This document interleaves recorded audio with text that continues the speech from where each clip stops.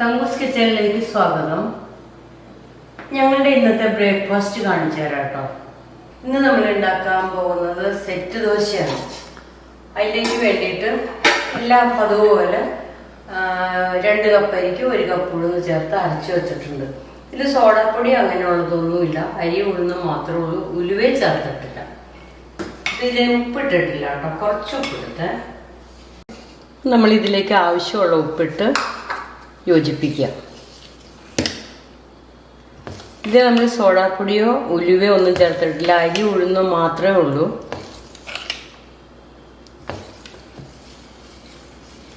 ഇതാണ് നമ്മുടെ ദോശമാവ്. ഇപ്പൊ നമ്മുടെ മാവ് റെഡിയാണല്ലോ. ദോശക്കല്ല് നമ്മൾ അടുപ്പത്ത് വെച്ച് ദോശ ഉണ്ടാക്കാൻ പോവാം. നമ്മുടെ ദോശയുടെ സാമ്പാറും റെഡിയായിക്കൊണ്ടുണ്ട്. ഇതാണ് സാമ്പാർ. ഇത് ചെറിയ ഉള്ളി, വെണ്ടയ്ക്കയും ആലു മാത്രമേ ഉള്ളൂ, വേറെ കഷ്ണങ്ങളൊന്നുമില്ല. ഇതാണ് നമ്മുടെ സാമ്പാർ.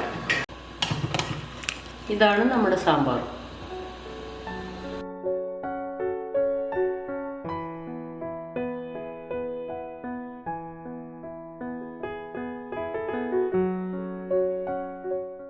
നമ്മളിതിൻ്റെ മുകളിൽ കുറച്ച് ചെറിയ രീതിയിൽ ഇത്തിരി എണ്ണ ഒഴിക്കുകയാണ്. നെയ്യോ എണ്ണയോ എന്ത് വേണമെങ്കിലും ഒഴിക്കാം, നിങ്ങൾക്ക് ഇഷ്ടമുള്ളത് ഒഴിക്കാം. ഞാൻ ഒഴിക്കുന്നത് വെളിച്ചെണ്ണയാണ്. ഞങ്ങൾ വെളിച്ചെണ്ണയാണ് അടുക്കളയിൽ ഉപയോഗിക്കുന്നത്, അത് കാരണം വെളിച്ചെണ്ണ ഒഴിക്കുക.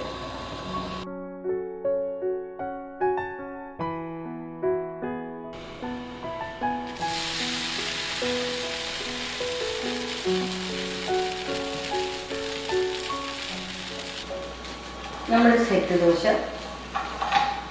ഒരെണ്ണം റെഡിയായിട്ടാണ്.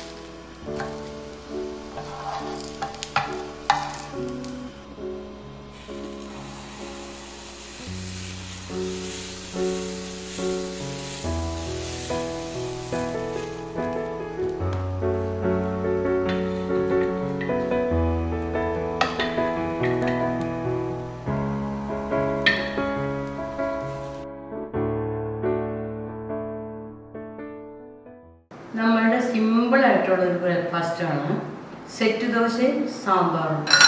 സാമ്പാർ ചെറിയ ഉള്ളി, വെണ്ടയ്ക്കയും തക്കാളിയും. ഇതാണ് സാമ്പാർ. കൂടാണ്ട് നമുക്കൊരു ചട്നിപ്പൊടിയില്ലേ, നല്ലൊരു അത്യുഗ്രൻ ചട്നിപ്പൊടി. ഇത് നിങ്ങൾ ആരെങ്കിലും കൂട്ടിക്കഴിഞ്ഞാൽ പിന്നെ ഒരിക്കലും വേറെ ചട്നി കൂട്ടാൻ ഇഷ്ടപ്പെടില്ല. ഇതാണ് ചട്നിപ്പൊടി. ഇതിൽ നമ്മൾ കുറച്ച് എണ്ണ ഒഴിക്കണം.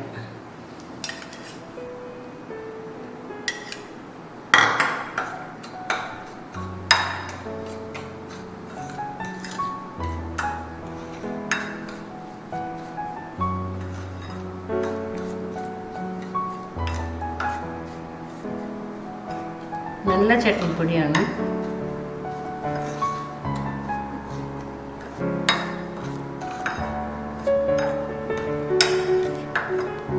ചട്നിപ്പൊടി സാമ്പാറും ഉണ്ട്.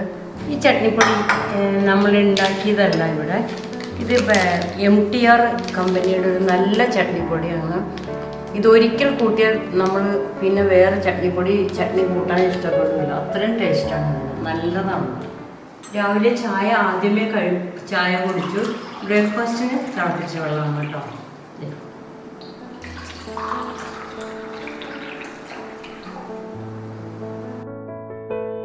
നമുക്ക് കഴിച്ചാലോ?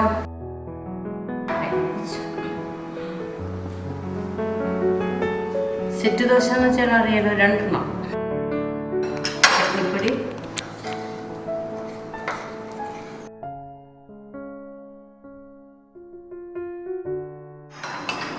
സാമ്പാർ.